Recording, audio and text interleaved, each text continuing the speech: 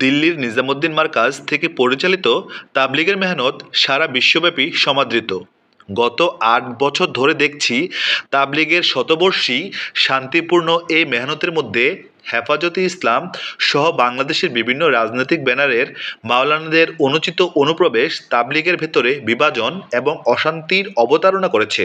ফলে আলাদাভাবে উভয় গ্রুপের কাজকর্ম পরিচালিত হয়ে আসলেও একটি বিষয় লক্ষণীয়, দিল্লির নিজামুদ্দিন মার্কাজ পরিচালিত তাবলিগ জামাতই মূলধারা তাবলিগ জামাত।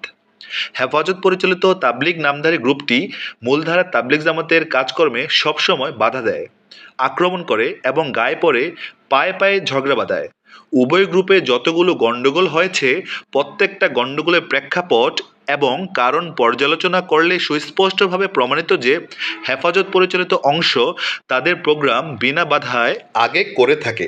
পরবর্তীতে যখন মূলধারা তাবলিগওয়ালারা তাদের পূর্ব নির্ধারিত প্রোগ্রাম বাস্তবায়ন করতে যাবে, তখনই হেফাজত পরিচালিত গ্রুপটি হঠকারিতার আশ্রয় নিয়ে মূলধারা তাবলিগ জামাতের কর্মীদেরকে হুমকি ধামকি, বাধা দান, আক্রমণ এবং খুন জখম করে। পৃথিবীর কোথাও কি তবলিগ নিয়ে এত গন্ডগোল আছে বাংলাদেশ ছাড়া? পৃথিবীর সব জায়গায় হইতে পারে কিছু কম বেশি, এই যে দুই গ্রুপ আছে সব জায়গায়। এটার উত্তর হইল পৃথিবীর কোথাও হেফাজত ইসলাম নাই, এই জন্য পৃথিবীর কোথাও সমস্যা নাই। যেখানে হেফাজত ইসলাম হবে এখানে উগ্রতা হবে, এখানে ব্যানার, ফেস্টুন, আন্দোলন, ফাঁসি চাই, যত রকমের টোক মাছ আপনাকে লাগাবে, আপনাকে যতভাবে ছোট করা যায়। হুসাইন আহমেদ মাদানী সাহেব রহমতুল্লাহ, আপনার ইতিহাস পড়েন, ওনাকে ওই জামানে কাফের বলছে কারা? এই জমহুর উলামা একরাম। আপনি ইতিহাস পড়েন, ইমাম আবু হানিফা রহমতুল্লাহ আলাইহি ওনাকে এই পরিমাণ কষ্ট দিচ্ছে, ইমাম শাফি রহমতুল্লাহ এই পরিমাণ কষ্ট দিচ্ছে, আল্লামা ইকবাল রহমতুল্লাহ আলাইহি এই পরিমাণ কষ্ট দিচ্ছে।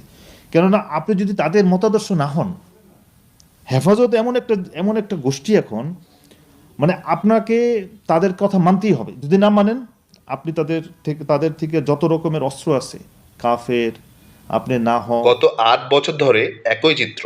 এভাবে চলতে থাকলে বাংলাদেশ থেকে তাবলিগ জামাতের গৌরবদীপ্ত কার্যক্রম একসময় হারিয়ে যাবে। হেফাজত ইসলাম টঙ্গীর ময়দান এবং কাকরাইল মসজিদ দখল করে নেবে এবং রাজনীতি ও ধর্ম ব্যবসার চরণভূমি বানাবে। সকল ধর্ম ব্যবসায়ীদের এক ও অভিন্ন উদ্দেশ্য সম্ভবত এটাই। মাওলানা সাদ সাহেবের বিরুদ্ধে কথিত অভিযোগগুলো কেবল বাহানা মাত্র। জাযাকাল্লাহ খাইরান। দাওয়াতের কাজ যারা করবে, প্রয়োজনীয় ইলম দিয়ে আল্লাহ তাআলা তাদের দ্বারা কাজ নেবেন, প্রয়োজনীয় যোগ্যতা দিয়ে আল্লাহ তাআলা কাজ নেবেন।